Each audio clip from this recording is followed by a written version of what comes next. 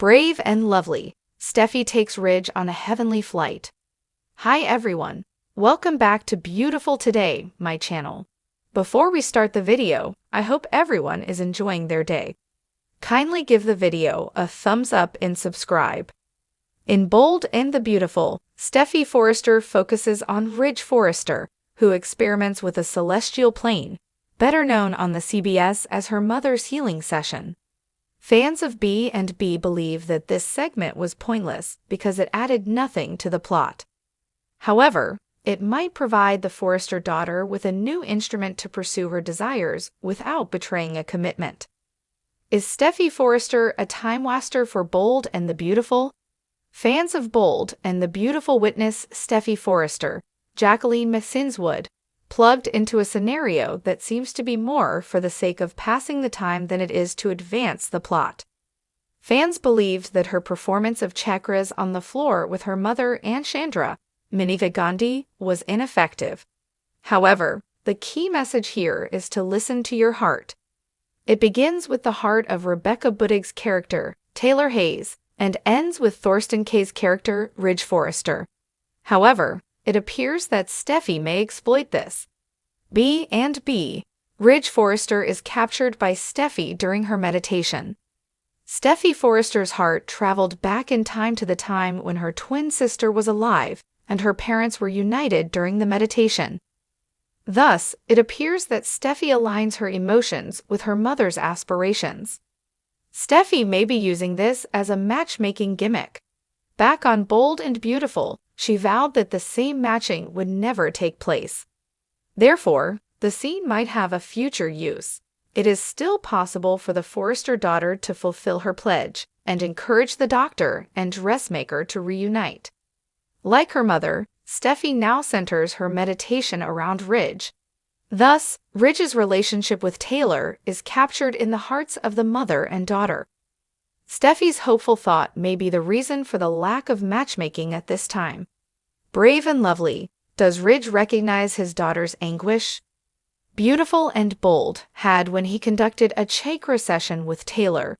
Ridge Forrester saw firsthand how much he contributed to her suffering. Now that their daughter has joined her mother, she too experiences grief and suffering. Steffy shared Taylor's belief that a happy place was one in which Ridge and Taylor were together. Ridge Forrester will probably soon receive an invitation to attend a family session with Steffy and Taylor. Perhaps he discovers his former partner and daughter meeting with Chandra. At the very least, Taylor might tell Ridge Forrester about Steffy's misery. She might let Ridge know that Ridge's departure from their family is the root of Steffy's issue. Finding out that he was the cause of Taylor's broken heart profoundly touched Ridge Forrester. Therefore, this could be the motivation he needs if he learns how his decisions impact Steffy Forrester's life. By employing a supernatural level of matchmaking on the CBS, Steffy may be able to bring her parents together. Never had the Forrester home appeared so motionless. It was an unnerving silence, the kind that hovers on the brink of something unsaid, rather than the typical serenity that comes with the end of a long day. Standing on the balcony's edge, Steffy Forrester looked out over the expansive city of Los Angeles below. Even though there were no clouds in the sky and the stars were perfectly aligned, there was something off about the way the world appeared tonight. For days, she had been plagued by a persistent uneasiness that filled her thoughts. Her father, Ridge, had changed from the guy she knew. A relationship that went beyond simple familial love had always existed between them. However, there had been a shift between them, an unseen gap that had gradually ripped through their connection. Steffy couldn't understand why it felt like the ground itself was moving beneath them. It was exacerbated by Ridge's aloof demeanor. The fervent, ambitious man who had constructed Forrester creations by hand was no longer him. His heart seemed to travel elsewhere lately, and doubt began to cloud his gaze. Although Steffy's heart broke for him and for them, she was still unable to comprehend the extent of his internal conflict. He was obviously not thinking about Forrester creations. The family company wasn't involved. She wasn't even at fault. Then everything changed that night. Chapter 2. The Rift of Heaven. Steffi felt the pull as soon as she entered the living room. At first, it was faint, like a hum that seemed to come from the walls themselves, or a disturbance in the air. For a split second, she thought the room had blurred at the borders as she froze, her body rigid. However, the world around her had changed. Before she could respond, the air surrounding her crackled with energy, as the ground beneath her feet appeared to quake. She spiraled into a dazzling light after being wrenched from the comforts of the Forrester estate by a strong force. The universe whirled and twisted until she found herself floating in a limitless sea of stars rather than standing in her house. Steffi briefly had the impression that she was weightless and suspended in midair. A kaleidoscope of colors swirled in the sky above, each pulsing with its own energy: electric blues, vivid golds, and deep purples. She seemed to have entered a different dimension where space and time were non-existent. The sky plane. Her throat tightened each breath. This was not feasible. Did she have a dream? Or has she somehow entered a world beyond her comprehension? A voice called softly, "Steffi." Her heart skipped a beat as she turned and saw him, her father, Ridge Forrester, standing on a platform of glistening light in the distance. His dark hair was tousled by an unseen wind, and he wore a white suit. For the first time in what seemed like an eternity, Steffi saw clarity in his eyes as they met hers. However, there was also a feeling of longing and loss. "Ridge," Steffi's voice was shaking as she whispered. He beckoned her over with his outstretched hand. "Steffi, come to me. Come to the light." Steffi stepped forward, her heart thumping in her chest. Her body was moving on its own initiative, as if under the influence of an unseen power. Although she was unaware of what was going on, she could feel the energy in the air around her and was pulled to Ridge. She could see his face more clearly as she got closer. Although he appeared to be the strong, self-assured man she had known in the past, there was an oddity in his presence, an almost ethereal quality. "What is this location?" When she got to him, Steffi's voice was hardly more than a whisper. "This is a place of transition," Ridge said in a calm but aloof manner. "A plane in space, a location in between worlds." Steffi's thoughts whirled. However, how? How did we arrive here? What is going on with us? Ridge's countenance was unreadable as he gazed down at her. "Steffi, I've been lost. Both this world and the next are lost. I needed answers about who I am, which is why I came here, regarding who I have become." Steffi's heart constricted in her chest.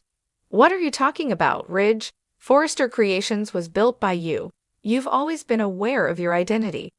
Ridge softly shook his head while averting his eyes. "No longer. The way I've lived has broken me. I've changed into a different person." Steffi was momentarily blinded by the intensity of the light surrounding them before she could speak.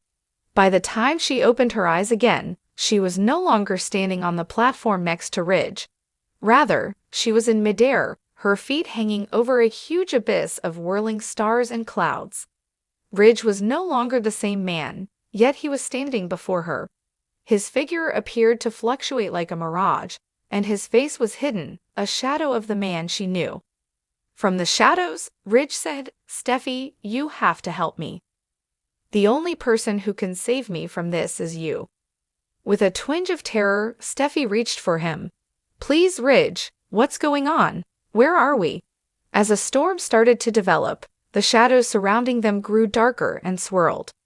A loud, threatening voice resounded all around them. "Ridge Forrester, she is not going to save you."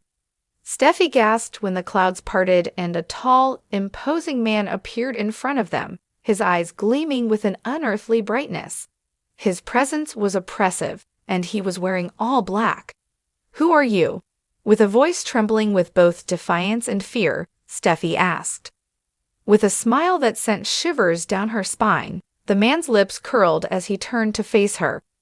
"The reason he stays here is because of me, the person who keeps his soul here." With a hardly heard voice, Ridge stepped back. "No, I'm not welcome here. I am not your property." Like nails on a blackboard, the dark figure chuckled. Yes, Ridge, you do. You do. You choose to come here. And now, unless she can save you, you will stay. Steffi turned to face Ridge, her heart thumping in her chest. I don't comprehend. What am I supposed to do? A malicious glimmer glowed in the dark figure's eyes. Steffi, you have to make a decision. You have to decide if you want to stay here with Ridge or leave him stuck in the dark forever. Chapter 3. The Decision. The decision weighed heavily on Steffi, and her mind raced. No matter how far her father had wandered or how far away he had grown, she couldn't let him go. However, the darkness engulfing them was oppressive, and the figure before them was strong. Please, Ridge, Steffi begged in a quiet but pleading tone. We can defeat this. We have consistently expression on Ridge's face gradually softened as his eyes fluttered. Steffi, I'm not sure if I'll be able to come back. After everything I've done, I'm not sure whether I can recover. You can, she stated with conviction in her voice. You simply must have faith in us, throughout our household. In what you have constructed, you no longer need to be lost. You don't need to be stuck here. Steffi remained unflinching as the shadowy creature mocked her. She extended her hand to Ridge, shakily taking his in hers. The world appeared to stop for a moment, with the far-off stars and whirling clouds appearing to be stuck in place. With a broken voice, Steffi whispered, I believe in you, Dad. I have faith in us. Anger distorted the dark figure's face. No, it doesn't end like this. However, it was too late. Steffi and Ridge were surrounded by a brighter glow than the stars themselves. The figure yelled in rage, but the celestial plane broke as the light engulfed them. Chapter 4. The Coming of Age. She was back in the Forrester mansion, and Steffi blinked, confused. The coolness of the celestial realm stood in stark contrast to the warmth of the room. Ridge appeared in front of her, solid, real, and complete, rather than a fading shadow. His eyes were confused and grateful as he gazed at her. What just happened, Steffi? With tears in her eyes, Steffi gave a gentle smile. I'm not sure, but we succeeded. Together, we are present. Ridge extended his arm and gathered her in a close embrace. He appeared to feel less burdened by the past, his uncertainties, and his anxieties. He was no longer lost. He was back. What about Steffi? She had caught him in the light of love and faith, not in a trap. And that was the strongest force of all, she knew. This lays the groundwork for Steffi and Ridge's heavenly journey of metamorphosis and atonement, fusing the realistic drama of bold and the beautiful with an unearthly, fantastical component that compels them to face their inner demons and eventually return to one another.